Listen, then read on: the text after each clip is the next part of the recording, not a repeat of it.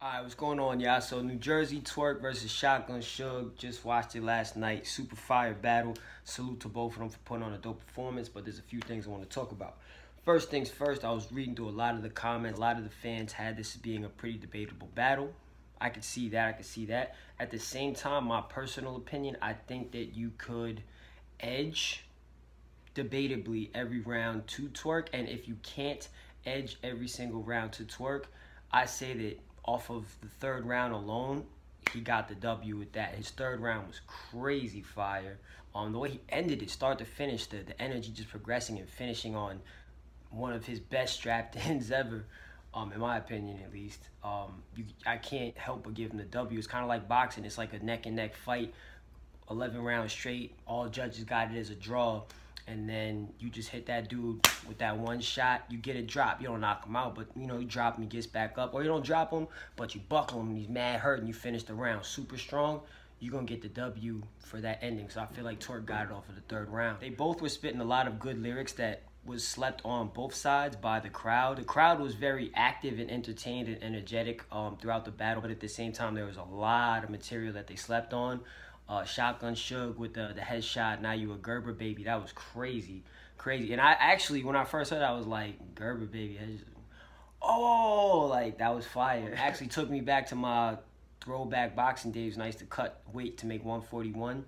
And working at the boxing gym that I'm at now, I'll be working the front desk, and people would legit see me there on a 7-hour shift working the front desk with like 2 cans of Gerbers, and that would be all I eat for the day. So I hear that. Twork also had a lot of really slept on material, but one that really stood out to me was the one where he was saying something along the lines of, I play with a Mac, take your roof off, Sims family, something like that. That was crazy though, because like Sims, bro, like not everybody played that growing up back in the day, but I actually played The Sims, many years ago when I was like middle school, high school, something like that. And he brought me back to like a nostalgic moment where I'm just sitting in the crib, just putting in work on The Sims. So salute Twork, that was fire. But they both had a lot of slept on material. I like the fact that they were both very aggressive in this battle, but at the same time aggressive with like mutual respect. I guess it's like a Jersey thing, like, you know what I'm saying? Suge knows that, because Suge doesn't always, like, he's cool with people pocket checking him sometimes depending on who you are. But Suge doesn't always like it when people are like touching him sometimes. But I guess it's, like I said, a Jersey thing, so they both know they from the same area or whatever. So we gonna go at it. We gonna put on the show. We gonna make it a bully battle. Suge came out with his, standard pocket check in the first round, which was dope. You like snatching women's purses, let me get you back for that. That was fire. He did an NBA bar bang on or whatever, Shaq attack. But Twork's rebuttal in the first round was crazy. Shaq bringing down the rim, that was nuts, and way more physical. We said I'm in the post, I'm a big man, so I'm see if they can move me. And he did an actual NBA post move on Suge. That was hard, and Suge almost flew into his mans. Well, he did actually fly into his mans. That was crazy. And Twork was just up in his face, man. Like, Twork, he out-bullied the bully in a lot of ways. I feel like maybe they probably had some discussions behind the scenes about, yo, we could do this, we can get physical. But at the same time, I don't think Suge realized how physical Twork was going to come. And Twork, man, salute to you, bro. You out-bullied the bully. It was a great battle, though. If you want to give it to Suge off of the first 2 rounds, that's cool with me. But me personally, a competitive match like that, neck and neck, that where the third round is definitive and finishing as strong as Twork's did, I gotta personally give him the first. I mean, the entire victory for that one. But there's a few things that I wanted to talk about in terms of Nu Jerzey Twork going forward. He's been in battle rap headlines a lot lately for being, unreliable, to a degree untrustworthy, in a sense where he doesn't keep his word and show up to battles, or he's lacking his preparation, he's not taking the craft seriously, he's just taking money, whatever the case is. Twork going into Summer Madness 8 out in London, he still has a bad habit of, because he's a battle rap fan, a genuine fan. You see Twork, not saying that he's Jazz, but he's like a Jazz in a sense where you just see him at mad battles. He's not battling, but he's just there as a fan, supporting people, watching, whatever. He's at mad battles. So Twork, not just that he's being a fan, but he's like a big fan of himself in a sense, where if he knows that he wrote a bar, he knows his pen is solid, his opponents know that his pen is very respectable. If he writes a bar and then he spits a bar that in rehearsals he knows, like, if as long as you catch it in a certain way that his mind was thinking while he crafted it, if he knows that he's saying a certain bar is fire, he's gonna react. He'll react to his own stuff. He's not doing the Cortez nasty, stopping for 10 years, you know, to hype himself. But at the same time, he does do these like split little like 1 to 2, 3 second little like reactions that create these kind of at times like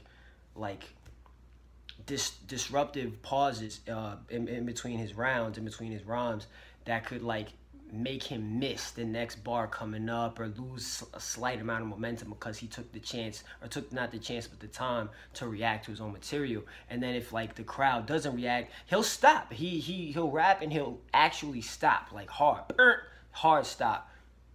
Look to the crowd. They're not gonna, all right, and then he'll go. But it's like, Twork, you gotta stop doing that, because you have to remember, bro, since day one, you've been a dude who everyone knows you spit in the building overhead type stuff. People ain't gonna catch everything you're saying in house, so you should just rap. As Sue Surf told Tay Rock when they was battling DNA and K-Shine the first time, yo, don't stop stopping for them, just keep going, keep going, keep going. You know what I'm saying? Twork, you really gotta get out of the habit of stopping for your own rhymes and stopping when the crowd doesn't react. When it comes to going to London, bro, that's a whole different crowd, bro. Whole different crowd. And I guarantee you, most of the people in the venue are not going to catch what you say live. I'm not trying to slay anyone from, you know, any part of anywhere overseas for not being able to catch U.S. crafted bars or something like that. But at the end of the day, I'm just telling you facts, bro. Watching Don't Flop and KOTD and other battle leagues for years, I'm gonna tell you right now, bro, they're not gonna understand everything you say live. So if you want to switch up your delivery and your rap style to kind of cater to that crowd, go for it. I hope it's not one of those DNA versus K-Shine where he tries to, you know, flow on the mic with the beat and everything and he just gets slaughtered because the fans didn't want to hear that. I hope you don't do a failed experiment. I hope that if you do change your style and your flow and delivery, you're able to do it with pure success. At the end of the day, though, bro, you got to stop stopping and expecting fans to react to your stuff, because all it's going to do is throw you off. All it's going to do is throw you off. And just anticipate. I'm going to tell you right now, the wise move would be to anticipate when you're rapping SM8 that you're going to be hearing a good amount of crickets from the crowd, depending on what you say for your, you know, overhead type of bars. Also, with Nu Jerzey Twork, there's been a lot of bad press about him, like I said. And recently, you know, it's been vocalized for other battle rap fans not to cop the pay-per-view because you don't know if Twork is going to choke, and it's blasphemy that he's on the card, etc., etc., etc. I get the fact that certain people might be upset about a battler being booked for a card when they haven't proven themselves to be the most reliable, or as I like to call, choke-proof. But at the same time, it's never really a good idea, at least to me, to tell an entire like population of fans not to purchase a pay-per-view. You know what I'm saying? Especially on an event that's a really big one. It's the first time going out of the United States, you know what I'm saying, for a Summer Madness or big stage battle. You know, Norbs traveled for like a PG years ago, but still, it's the first time they really out there. So I don't think it's a good idea to be telling people that, you know, hey, don't buy the pay-per-view because you don't know if this guy's going to show up prepared. Like, at the end of the day, to me personally, Nu Jerzey Twork being on the card isn't going to make or break my decision to buy the pay-per-view. Like, yeah, someone else could have been given that shot. Very true.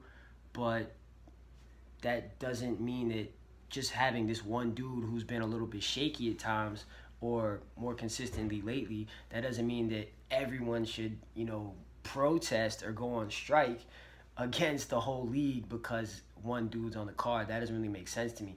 And at the end of the day, matchup-wise, Twork versus Arsonal is fire. I would love to see what happens from that. I can only hope the Nu Jerzey Twork doesn't let his own anticipation of fan reaction and whatever other factors might play into it. I hope that he doesn't come and stumble and, you know, fumble and start choking. I hope that he has a smooth performance. At the end of the day, the entire card is pretty dope so far. So, you know what I'm saying? Just don't be telling people not to buy an entire pay-per-view just because of one dude. Like, that's a bad look. If Smack and them fail in this, and it's not even smacking them, honestly. I mean, it's if the battlers fail on Smack for this one. Of course, it's gonna come down to Smack's failing, but it's the battlers at the end of the day. But Twork, bro, just like I said, to prove the haters and the naysayers wrong, don't go out there expecting to hear crowd reaction. Go out there, spit in your material. Go out there focused on delivering however you're going to deliver. Know that you're overseas for the first time for the Summer Madness, and that a lot of fans ain't going to probably are not going to understand what you say in the building, and that you should rap for the cameras, for the people back at home, so that you can rebuild your name and the respect that should come from hearing your name or saying your name down the road.